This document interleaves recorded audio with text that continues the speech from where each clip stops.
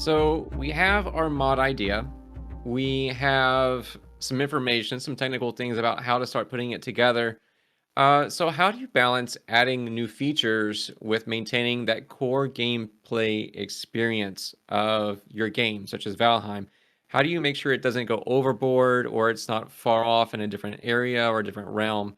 It's where it actually meets those criteria that you mentioned before. Uh, it's similar to the principles that we had already talked about. So we need to know that this doesn't harm the game. It doesn't do anything bad to the game. It doesn't debalance the game or make some overpowered items, monsters, configuration, or the player himself. So you need to really understand the balance of the game and what you are already adding to the game. If you're adding a new item to the game, what does this item do? How it is acquired, what are the statistics, how the player can use that item, where and on what will be done with it. Like if it's a weapon, for example, how player acquires this weapon, how much damage the weapon do, does it has any special skills, what type of a monster is best to for slaying, or what other disadvantage it has against some other type of a monster. You need to compare it against every other single weapon at the moment where it would be acquired. For example, if it's a new sword that you would acquire, for example, in the Valheim swamps. Okay, so I need to compare this weapon with similar weapon acquired in swamps, see what the statistics are, see, for example, what is the cost similar of items that are in the game available at this moment for the player, and then the extra buffs or any special skills, do they disturb the game in any way? Do they make the player invincible in any sorts of the way? So if you are able to answer all those questions and you are able to form up like proper statistics and a proper recipe for an item, there isn't really a problem with adding something. Another view is that if you add, for example, 20 more swords into the swamps, how many of those swords will be actually used by the player? Of course, every now and then, every player will use that every single sword you added. But most of the times, people will go for the most fancy one, or the best statistics one, or the cheapest to make one. So, if there is really a need to actually add 20 swords to the game in the same spot, I think not really. So, it's just thinking through what you're actually doing, and if you're just pumping up objects into the game or actually create a valid gameplay. You enrich the game. So does it fit the world, the place? And of course, as said, does it bring value? Is it a complete thing? So if I add an item, how is it acquired?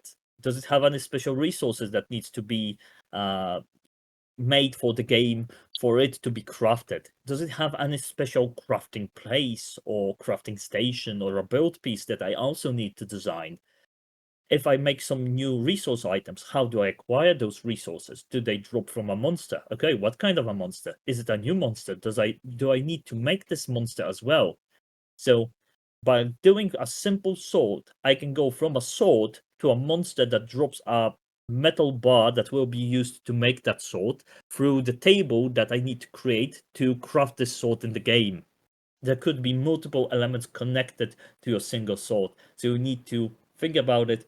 What is the complete value of this weapon? What I need to make this sword be a complete thing and a complete experience for the player, not just another sword, another element that will be thrown away after a few kills of a monster because I get a better sword. In many games, it becomes oversaturated with so many choices that the player doesn't use most of them, like what you said. And then the artist's hard work, the modder's hard work to put those in the game and create those, it sort of goes unnoticed and sort of goes unfulfilled because the wish behind it didn't always match what works best with the game. Yes, you couldn't say it better. Uh, you need to understand how much content element of the game, in this case, the say swamps can hold, right? So you don't want to put 100 armors, 100 weapons, 100 monsters in the zone because you will not be able to actually meet them all, use them all it be overshadowed quickly, and it quickly will be replaced by another thing. Also, it's wise not to pump so many numbers and so many things into the game just from the point of optimization of the game, of how the game plays through. Remember that every loaded object into the game takes a little bit extra memory, takes a little bit longer game to load. And if you keep on adding things, well, for example, your dedicated server could get laggy just from the sheer amount of mods and content you wanted to put in just to make a very rich environment. But still, your players on the server barely use it or just use it very scarcely. So, was there really a need to add 1000 new build pieces to your server? I think not really. Maybe just focus on the those that are mostly used by the people. And that's another question too, is because some players prefer a different kind of experience in Valheim. They want to build, they want to have those kind of build pieces. Some people like the progression part of it. Some people like the weapons. Some people do PvP. And there's so many different aspects of this game that there may be an audience for different people. So don't become discouraged if you did make a mod. When your mod maybe not become as popular as something else is, but just know that there is a niche out there for you, probably. It just may not be a mass effect, huge popularity for it. I absolutely agree with this. For example, my mods may be popular, sometimes not. Some people want them, some people don't want them on the server. I had few talks with people that would say that, yeah, if you change this and that in your mod, we will be willing to use it on our server. And I was like, this was my creative vision.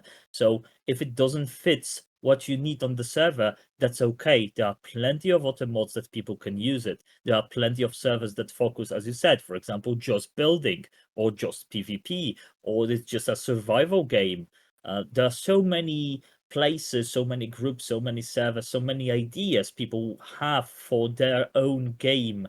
So there's always place for any mod, and there's always place for multiple mods that do the same thing. Because even if they look from the surface that they do the same thing, they work usually a little bit differently. So it's always okay to choose from. You don't need everything. You don't need to make a mod that suits everybody.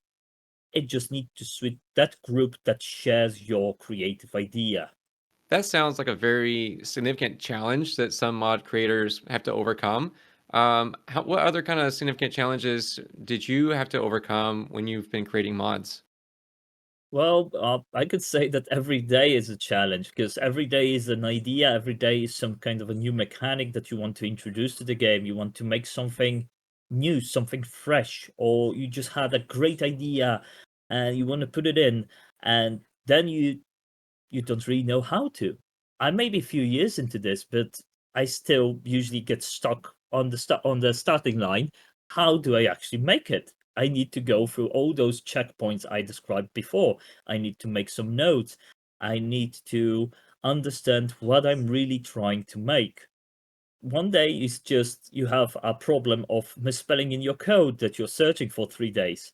Another day, it's an answer how to actually connect to some service that isn't already in the game, or that you over engineered yourself and you're basically redoing the wheel because the code already existed in the game, you just didn't notice. So problems come from every little source of place. Uh, the hardest are basically balancing the game. So the last part, maybe the more current issue I had was with a trees that I designed for swamps. Those were pretty nice trees, but you couldn't really cut them, and they have a hanging moss vines on them, and those vines had a collider.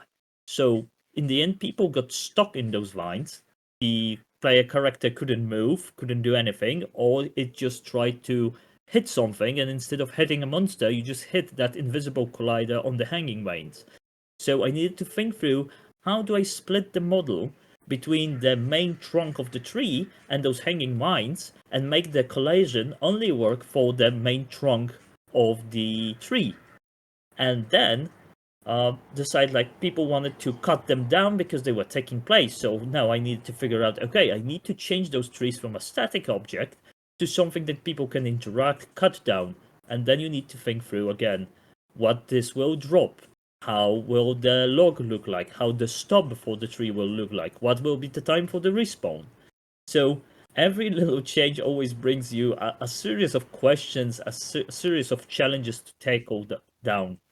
Some can be bigger, some can be smaller, and it's okay if you make mistakes. You never really hit the jackpot on the first time, and if you will, well, that's a massive and a great feeling. But usually we will not. Usually we'll make mistakes over and over till you have a brilliant idea how to finally fix it.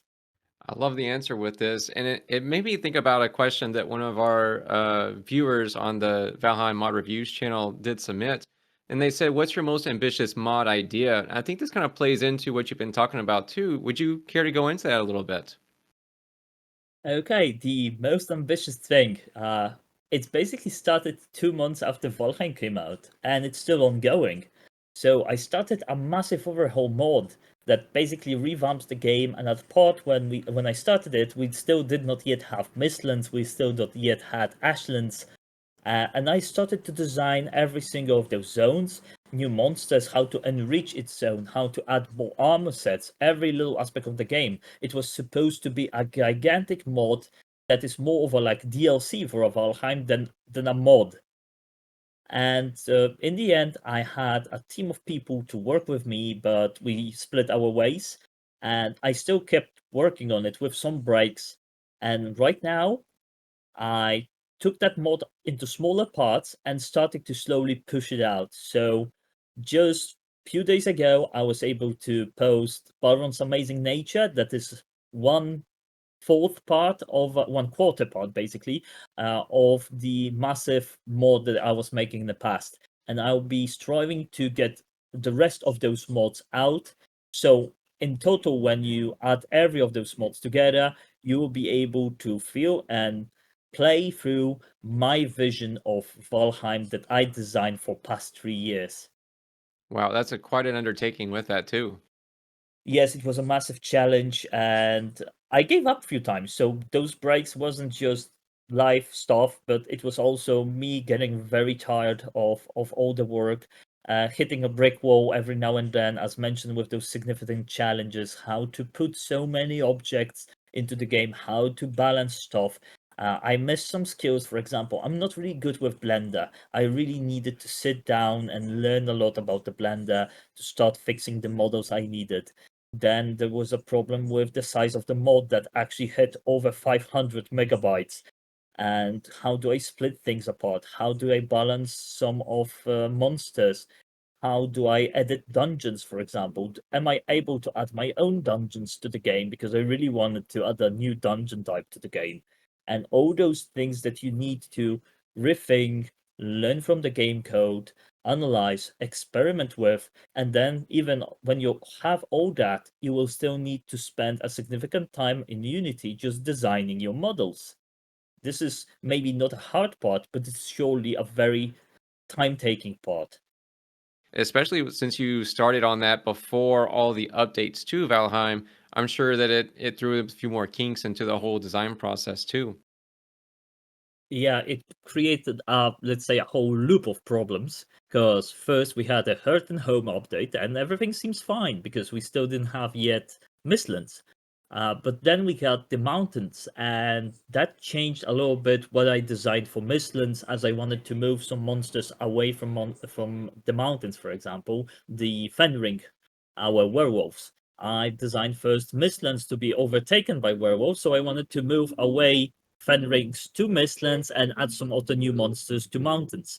But after the mountain patch came in with those mountain cave dungeons, I needed to rethink that process. And then we hit another wall because I wasn't able to finish it in time, and the Mistlands came out, and we have now dwarves in it. So my idea of adding dwarves that I already had needed to be changed again. So every little patch, I needed to rethink and redesign some of the already existing elements, and I still wanted to add few altars because I felt like the zones still needed something extra, and just living an empty, unchanged zone wasn't really an option for me.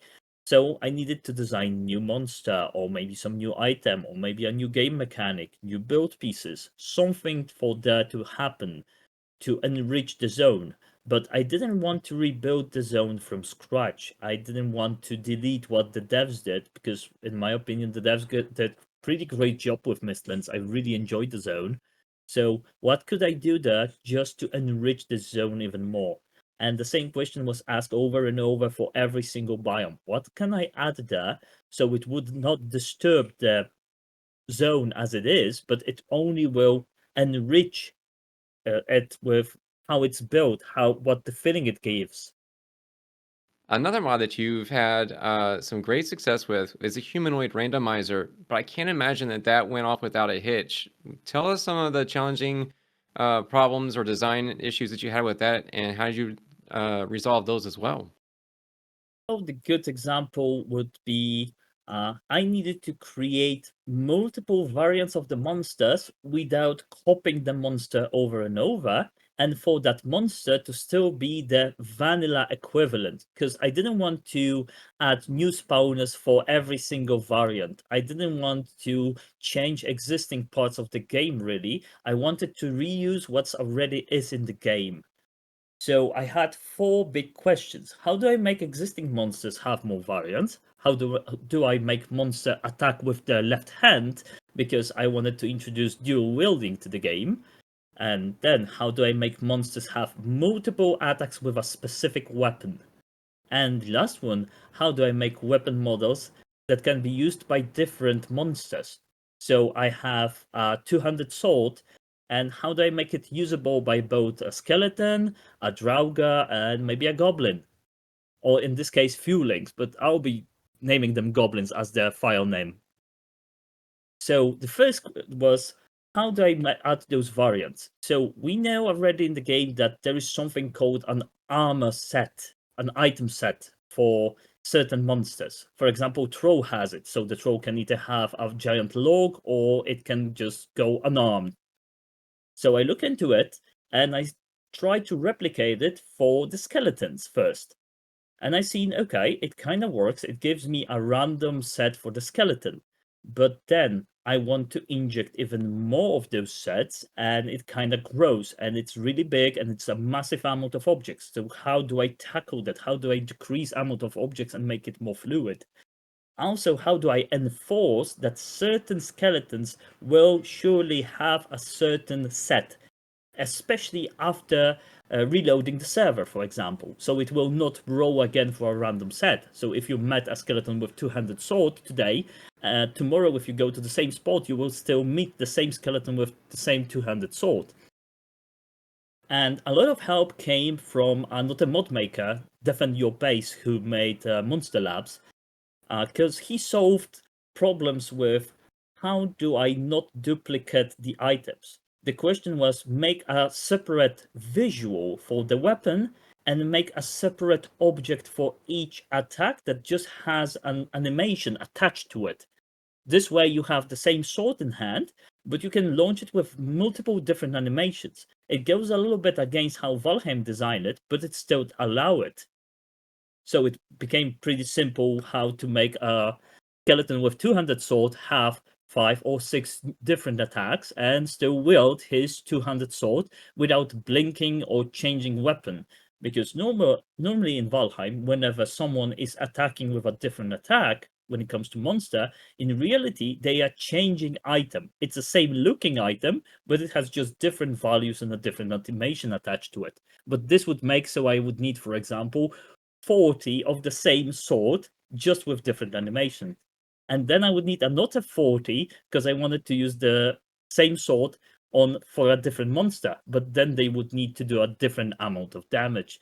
So that increased to 80, and then I go for the goblins. That's 120 just for the sword. So I needed to figure out how to decrease this amount. As I said, Defend Your Base came up with an idea how to separate those two things, and then I came with another idea how to make a service that actually checks what is the monster name and scales the damage on the weapon based on the monster who is wielding it.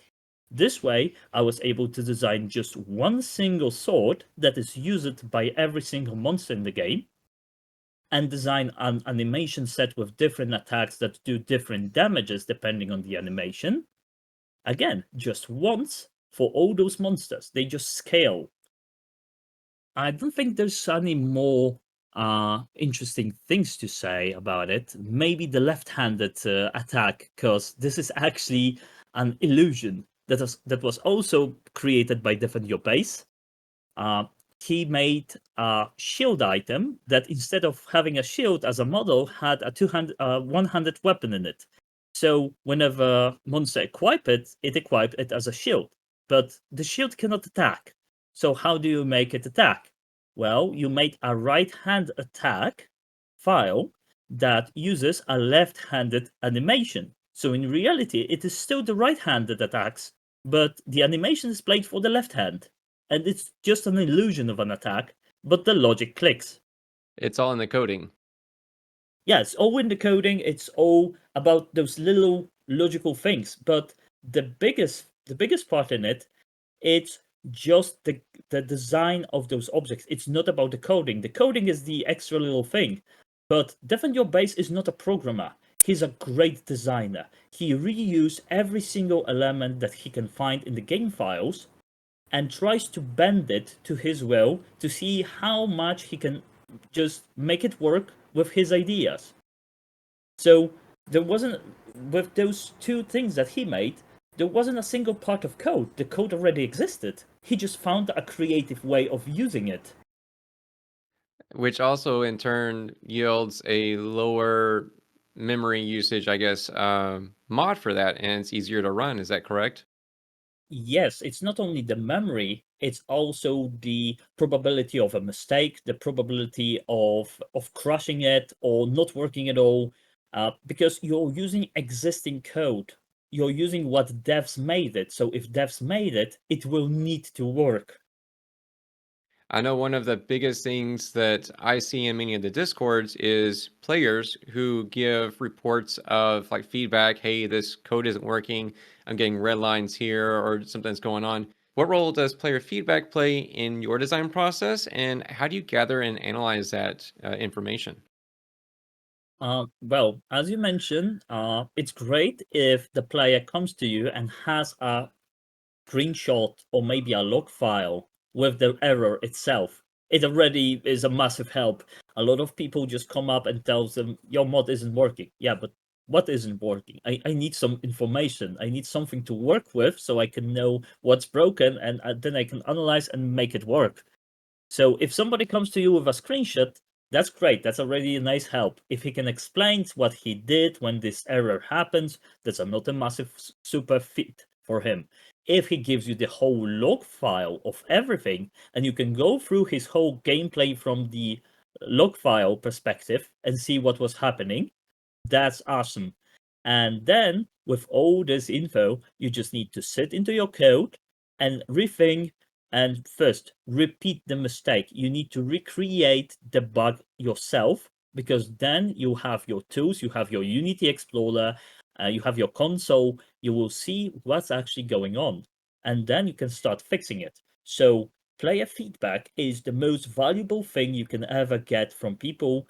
Not many people are willing to give you a feedback or test things for you or give you a really in-depth explanation because, well, they are not obligated to. They are just players, they are just users. They don't need to do that. It's out of their goodwill that they find your mod and your creation so fun to play with that they want to help you make it better. So I'm very thankful for everyone that came to me and said, you know what, this would be better if you change this and that, or you know what, this would be working better when we do this and that, or just a massive amount of, you know what, I found this error and I don't know what to do. Can you help me fix that and see what's going on? Sometimes those errors that people come to me don't really come from my mods itself, but I'm still willing to help to find what happened, how it happened because maybe at the end of the day, it is my mod, but it's just a conflict with another mod, and we'll need to solve it somehow. We'll need to find the author of the other mod, talk things through, find out what we can do to actually make it work, because we have a fan that likes both of our creations, so let's make some fun stuff. Again, it's about reaching out and talking with people, and even if it's just through Discord, right? Yeah, it's all about communication. Either it's you to another mod developer, it's you to another player, it's between the players, it's player communicating that he would like to learn how to make mods, so he tries to poke you around like, hey, could you teach me? Like, sure, I'm always happy to teach people, explain some basics, spend some time brainstorming some ideas. Sometimes people come to me with a great idea for a change or for a mod, but they just lack the knowledge, skills, time for it. And if I find it like, yeah, this is a great idea, this fits with the way I would like to make things, I will make that mod for them. Because I just find it like it's an interesting idea, it's an interesting concept. Let's make this thing done. And basically that player, that person who came to me, is the best tester for it because it's their idea that I just made live, and they know the best how would they like for this to work out. You can get some very interesting connections and meet some friends along the way when creating stuff. And for those players that are out there that have an amazing idea, what would be your advice to see them have that mod realized, either for their own gaming or to publish within the community, or just some general tips that you could give to those new modders out there? First and foremost, get your idea out to the people. It's always the first step. You need to tell somebody that you have a great idea. If you don't talk about it, how somebody would ever know about it? Then it's about finding the right people. You will need to find someone who can make actually mods, or you maybe want to commission the mod. So you will just explain the idea, you want it for yourself, for your private server. Someone can make a mod, but well, it comes with a price, right? So it depends if you're ready to invest either your money or your time to learn it yourself. Or maybe find a friendly mod maker. Maybe your friend who's playing with you on the server is a mod maker or a programmer, and if you just talk with him, he'll be happy to help. Balrond, it's been amazing listening to all the advice that you have for us today, especially getting into modding and video game and modding design. There's going to be a lot of resources that you are willing to kind of give out for us, and they're going to be available in the description of this podcast or this interview, whether it's on YouTube or if it's on another podcast channel. Is there anything else you want to wrap up with before we call it off today? Well, I would say go and be creative. Make stuff. It's always fun to have more people, more ideas, and more creations out there. Don't be afraid to start. Don't be afraid to make mistakes. And overall, don't be afraid to talk to people. That's the very first step. Talk to somebody. Balrond, it's been amazing having you with us today and to listen to your comments and your commentary. Thank you again for being with us, and I look forward to seeing the rest of your huge mega mod coming out in its different installments. And if you're interested in finding Balrond's mods anywhere on the internet, you can of course go to Thunderstore, and you can check the description down below for the link on that as well. Thank you for having me. It was a pleasure talking with you and getting all this information out there to the people. Thank you for listening to our interview with Balrond. Please check out the links below in the description and be sure to visit our page with Valheim mod reviews. Until next time, happy adventuring.